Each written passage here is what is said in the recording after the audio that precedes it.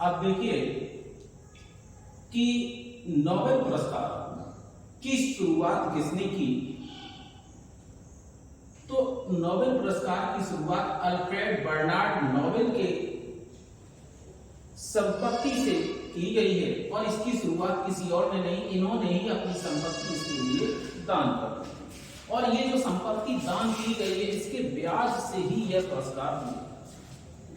तो यानी कि इन्होंने अपनी संपूर्ण संपत्ति दान में कर दी थी और इसकी 10 लाख पाउंड की जो स्थायी कोष था उस समय, उसके ब्याज से 1901 में इस पुरस्कार की शुरुआत की गई और आरंभ में यह पुरस्कार 5 क्षेत्रों में ही दिया गया। तो वो 5 क्षेत्र थे: साहित्य, चिकित्सा विज्ञान, भौतिक विज्ञान, रसायन विज्ञान और शांति। इन 5 क्षेत्रों में यह पुरस्कार की शुरुआत की गई। 6वें पुरस्कार की शुरुआत स्वीडन की स्वेरिजेस रिक्सबैंक ने अपनी तीसरी वर्षगांठ के समय 1968 में इसकी शुरुआत की और जबकि यह पहली बार इस पुरस्कार का वितरण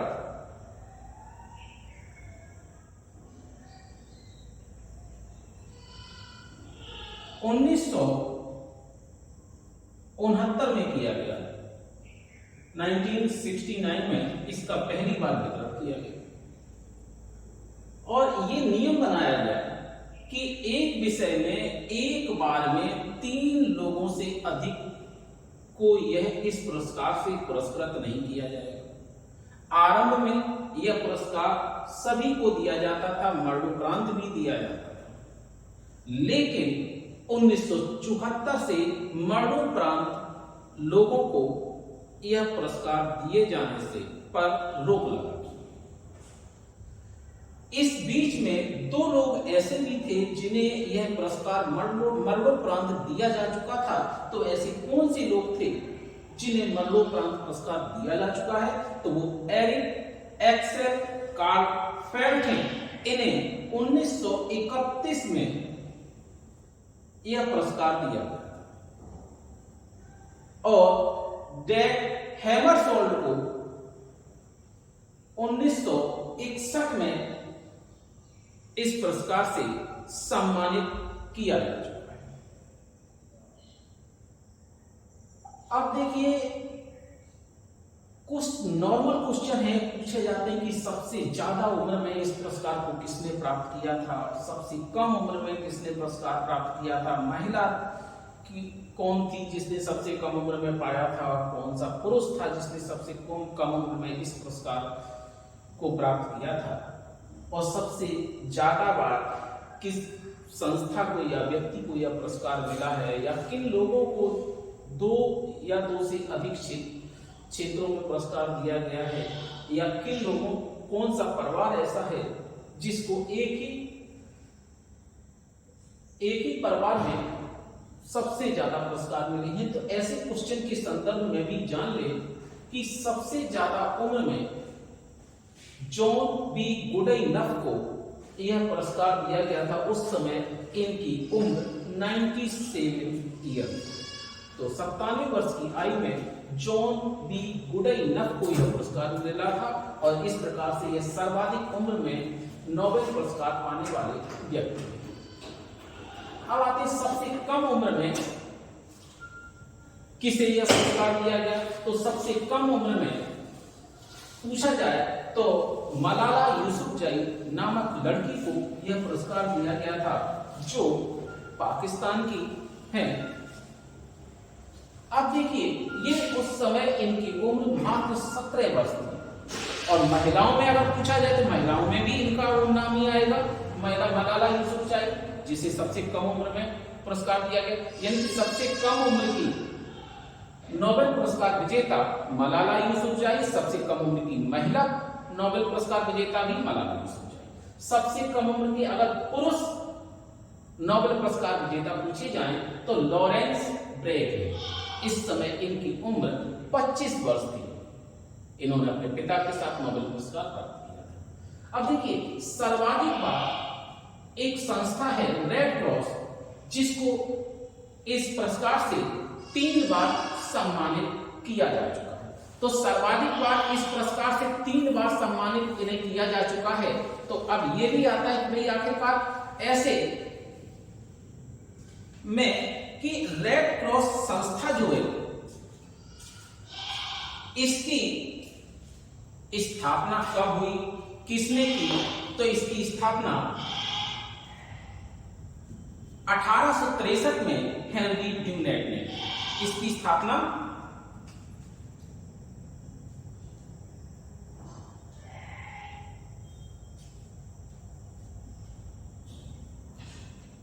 हेनरी ड्यूनेट ने की। अब आ जाता है कि इसका मुख्यालय कहां है, तो मुख्यालय जेनेवा में है, और जेनेवा किस देश में है? स्विट्जरलैंड। मुख्यालय जेनेवा यानी कि स्विट्जरलैंड। और स्विट्जरलैंड की अगर पूछा जाए राजधानी, तो राजधानी क्या है? वार्न। ठीक, तो अब देखिए, रेड क्रॉस दिवस भी पूछ दिया जाता है, विश्व रेड क्रॉस दिवस कब है? तो विश्व रेड क्रॉस दिवस ये 8 मई विश्व रेड क्रॉस दिवस। तो इससे संबंधित जो भी क्वेश्चन आते हैं तो वो है कि रेड क्रॉस संस्था जो है उसे 3 बार नोबेल पुरस्कार मिला है, 1917 में, 1944 में और 1963 में आती है। और इसकी स्थापना ऐसे याद रखिए कि 1963 में इसे तीसरी बार पुरस्कार मिला था। इससे ठीक 100 साल पहले इसकी स्थापना की गई थी। 1863 में हेनरी ड्यूनेट ने इसकी स्थापना की थी, और इसका मुख्यालय जो है जेनेवा में है, जो कि स्विट्जरलैंड का एक शहर है। और इसी रेड क्रॉस दिवस के नाम पर विश्व रेड क्रॉस दिवस के नाम से 8 मई को यह दिवस मनाया जाता है। आखिरकार ये संस्था किस क्षेत्र में कार्य करती है, इसका उद्देश्य क्या है? इसका उद्देश्य युद्ध एवं आपदाओं से प्रभावित लोगों को सहायता वगैरह देना है। तो अब अगला क्वेश्चन आता है कि ऐसा कौन सा परिवार है जिसे सबसे ज्यादा नोबेल पुरस्कार मिले? तो ऐसा पुरस्कार क्यूरी पुरस्कार है, मतलब क्यूरी परिवार है जिसको ये 5 बार पुरस्कार मिला है। तो मैडम क्यूरी और उनके पति पियरे क्यूरी को 1903 में भौतिकी का नोबेल पुरस्कार दिया। मैडम क्यूरी ने बाद में रसायन में भी नोबेल पुरस्कार प्राप्त किया था 1911 में, और फिर इसके पश्चात इनकी बेटी को जॉलियोट क्यूरी आयरन और फ्रेडरिक जॉलियोट यानी कि बेटी और दामाद को भी इसमें पुरस्कार मिल चुका। तो यहां से क्वेश्चन आता है कि भाई कौन कौन से पति पत्नी हैं जिन्हें यह पुरस्कार मिला है? तो ये तो यही आपके क्यूरी पति पत्नी हैं, और उनके मतलब बेटी और दामाद हैं। और आता है कि कौन से माँ और बेटी हैं, या पिता और बेटी हैं? तो पिता और बेटी का भी यही संबंध, माँ बेटी का भी आएगा। या अब अगला आता है कि कौन से लोग ऐसे हैं जिन्हें इस पुरस्कार से 2 बार सम्मानित किया जा चुका है? तो एक तो आप पढ़ चुके हैं कि मैडम क्यूरी को ही 2 विषयों में नोबेल पुरस्कार मिल चुका है। एक तो भौतिकी में 1903 में, और रसायन में 1911 में यह पुरस्कार मिल चुका है। एक तो ये। दूसरा है लिनस पॉलिंग, जिन्हें रसायन शास्त्र में 1954 में और 1962 में शांति का पुरस्कार मिला है। तीसरे हैं जॉन बर्डिंग, जिन्हें 1956 में और 1972 में भौतिकी का नोबेल पुरस्कार मिल चुका है। फ्रेडरिक सेंगर 1958 और 1980 में इन्हें रसायन शास्त्र का नोबेल पुरस्कार मिल चुका है। अब आते हैं कि क्या कोई भारतीय भी है जिन्हें यह इस पुरस्कार से सम्मानित किया गया है? तो अब तक ऐसे 9 भारतीय या भारतीय मूल के लोग हैं जिन्हें इस पुरस्कार से सम्मानित किया जा चुका है। तो तो पहला व्यक्ति था रविंद्रनाथ टैगोर यानी कि गुरुदेव, जिन्हें 1913 में गीतांजलि के कारण साहित्य का पुरस्कार दिया गया था। और ये पहले भारतीय हैं जिन्हें नोबेल पुरस्कार से सम्मानित किया गया, लेकिन ये भारत रत्न से सम्मानित नहीं किए गए अभी तक। अब दूसरे व्यक्ति हैं चंद्रशेखर वेंकट रमन या सीवी रमन के नाम से भी जाना जाता है, जिन्हें रमन प्रभाव की वजह से 1930 में भौतिकी का नोबेल पुरस्कार दिया। तीसरे व्यक्ति हरगोविंद खुराना, जिन्हें 1968 में चिकित्सा के क्षेत्र में नोबेल पुरस्कार दिया गया। और चौथी हैं मदर टेरेसा, जो अल्बानिया की निवासी थी। भारत में आकर के इन्होंने चिकित्सा के क्षेत्र में कार्य किया, लोगों को मदद की और इसीलिए इन्हें शांति का पुरस्कार 1979 में दिया गया।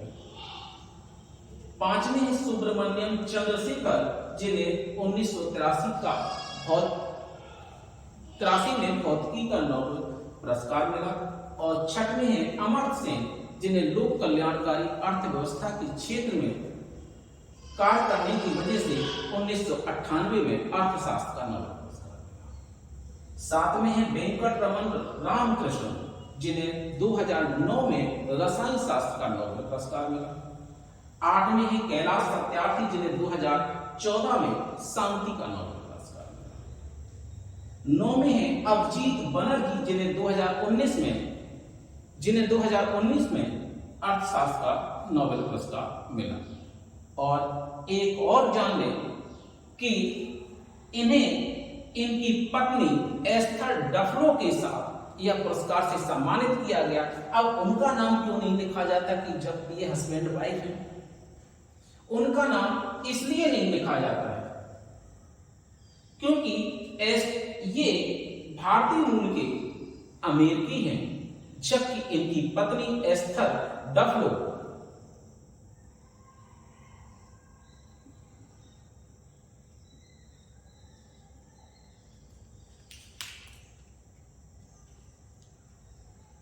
फ्रांसीसी हैं।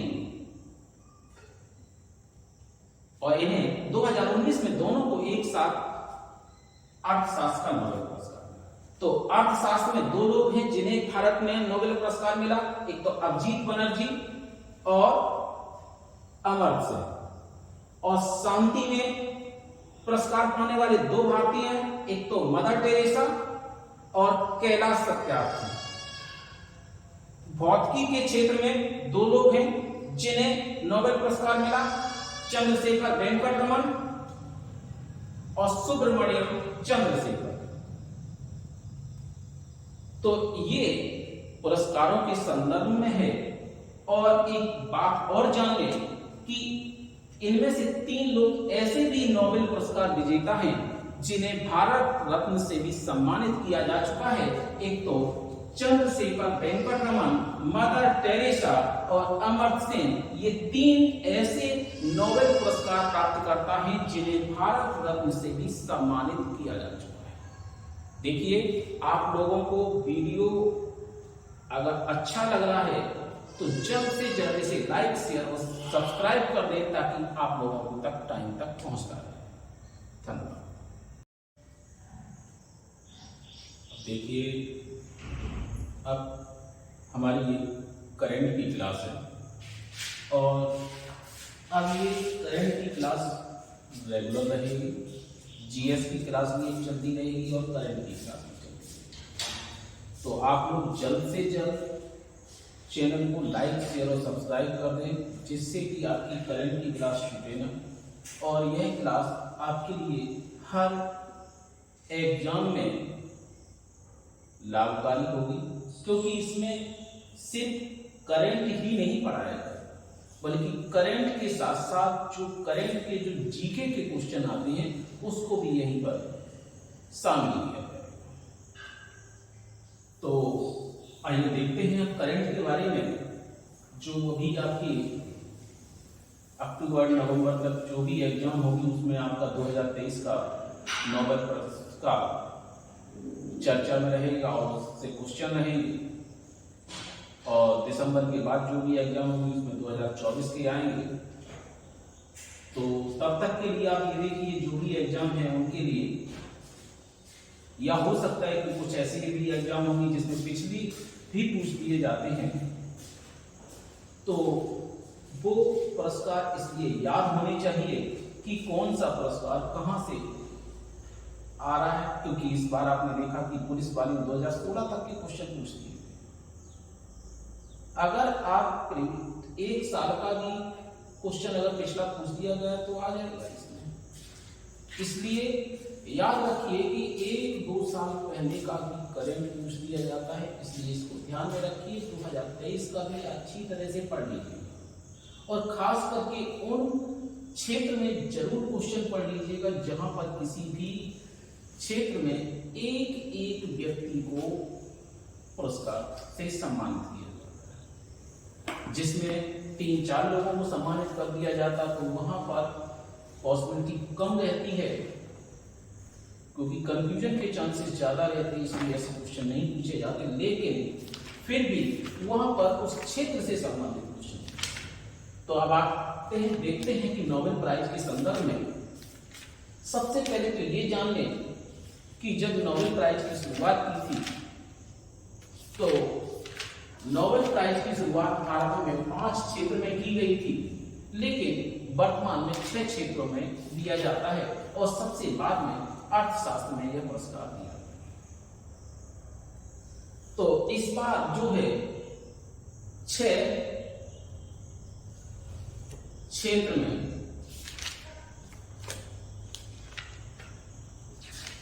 11 लोगों को यह पुरस्कार दिया है और यह पुरस्कार अल्फ्रेड नोबेल की संपत्ति से उन्हीं के द्वारा आरंभ किया गया था,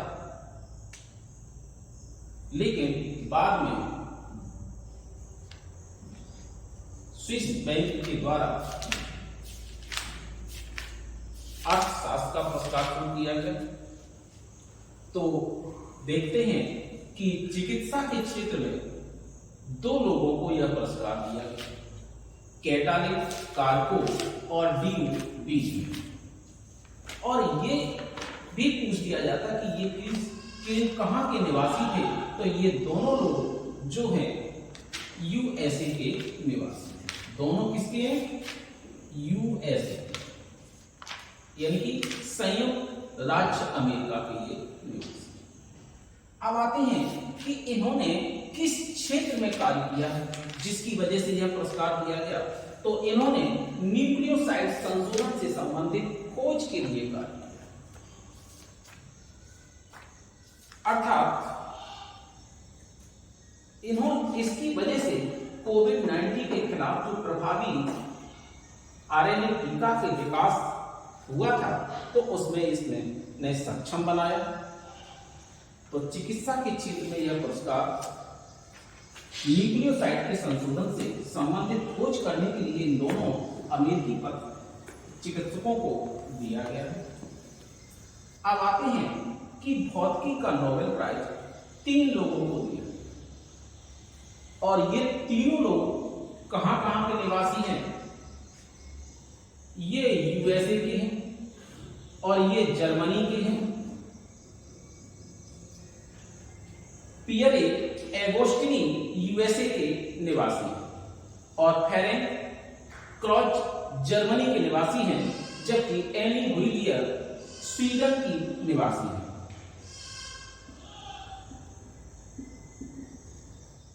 इनको किस क्षेत्र में खोज के लिए यह पुरस्कार दिया गया है तो ये भी जान लें। तो इन्होंने extremely short pulses of light के सृजन का प्रदर्शन किया था और जिसका उपयोग इलेक्ट्रॉन्स की गति एवं ऊर्जा परिवर्तन में किया जाता है। तो ये भी जान लें कि ये है क्या, मतलब साधारण शब्दों में अणुओं और परमाणुओं में इलेक्ट्रॉन के संबंध पर अध्ययन के लिए यह पुरस्कार इन्हें दिया गया। अब देखिए केमिस्ट्री के क्षेत्र में यह पुरस्कार किसे दिया गया? केमिस्ट्री के क्षेत्र में मोंकी जी, बावेटी, लुइस ई ब्रूस और एलेक्सी पुरस्कार दिया गया और तीनों ही यूएसए के निवासी हैं। इन्हें किस क्षेत्र में कार्य करने के लिए यह पुरस्कार दिया गया? इन तीनों लोगों ने क्वांटम डॉट्स की खोज की और उनके संश्लेषण के लिए कार्य किया है, जिसकी वजह से इन तीनों लोगों को संयुक्त रूप से रसायन शास्त्र का 2023 का नोबेल पुरस्कार दिया गया, अर्थात 2023 के नोबेल पुरस्कार से इन्हें पुरस्कृत किया गया। अब आते हैं साहित्य का नोबेल पुरस्कार। तो साहित्य जगत का जो नोबेल पुरस्कार है, ये जॉन फासे, जो कि नॉर्वे के निवासी हैं, इनको दिया गया। इनकी जो लेखन शैली है, अपनी विशिष्ट लेखन शैली के लिए यह पुरस्कार दिया गया। इनकी जो विशिष्ट लेखन शैली है, इसे फॉस मेलिन के नाम से भी जाना जाता है। अब देखिए, इनकी जो पहली पुस्तक 1983 में लिखी गई, जिसका नाम था रॉड सॉल्ट, या इसे रेड ब्लैक भी कहा जा सकता है। और वर्तमान 2022 में इनकी पुस्तक थी सेप्टोलॉजियम, और एक है क्विटिक जो 2023 की पुस्तक है। इसकी वजह से ये बहुत चर्चा में रही है। और ये नॉर्वे, तो आप जान ही रहे हैं कि नॉर्वे की राजधानी, देखिए नॉर्वे यूरोपियन कंट्री का देश है, और नॉर्वे जो है नॉर्डिक देशों में आ जाता है। और नॉर्डिक देश में नॉर्वे की राजधानी आपको बतानी है। नॉर्वे की राजधानी क्या है? ऑस्लो। तो अब आते हैं शांति का पुरस्कार। शांति का नोबेल पुरस्कार जो है, ईरान की एक महिला है, नरगिस मोहम्मदी। इन्हें शांति के 2023 के नोबेल पुरस्कार से सम्मानित किया गया है या पुरस्कृत किया गया है। इन्होंने ईरान में महिलाओं उत्पीड़न के विरुद्ध संघर्ष किया और कई साल जेल में भी रहे। मानवाधिकारों को बढ़ावा देने के लिए इन्होंने कार्य किया है। इसी वजह से इन्हें 2023 का नोबेल शांति पुरस्कार दिया गया। तो नोबेल शांति पुरस्कार नरगिस मोहम्मदी को दिया गया। अब देखिए, अर्थशास्त्र का नोबेल पुरस्कार क्लाउडिया गोल्डिन को दिया गया है, जो यूएसए के निवासी हैं। इन्हें यह पुरस्कार इसलिए दिया गया क्योंकि इन्होंने अर्थशास्त्र में महिलाओं के श्रम बाजार के परिणामों के बारे में हमारी समझ को उन्नत करने का प्रयास किया है। आपको एक बात फिर कहना पड़ रहा है कि आप लोगों को अगर वीडियो पसंद आए तो ज़्यादा से ज़्यादा लाइक, शेयर और सब्सक्राइब करें, और अपने साथियों को भी बताएं कि चैनल सब्सक्राइब कर लें, जिससे कि आप तक करंट के टॉपिक भी पहुंचने लगे। जीएस के टॉपिक बराबर बनाए जा रहे हैं, करंट के टॉपिक भी बनाए जा रहे हैं, और जो भी है अभी जीएस में हिस्ट्री के टॉपिक बनाए गए हैं। अभी ज्योग्राफी के भी कुछ क्लासेस आपके सामने आने लगेंगे। तो अभी हमने हिस्ट्री के पश्चात करंट का टॉपिक आपके सामने लाए हैं, तो आप इसको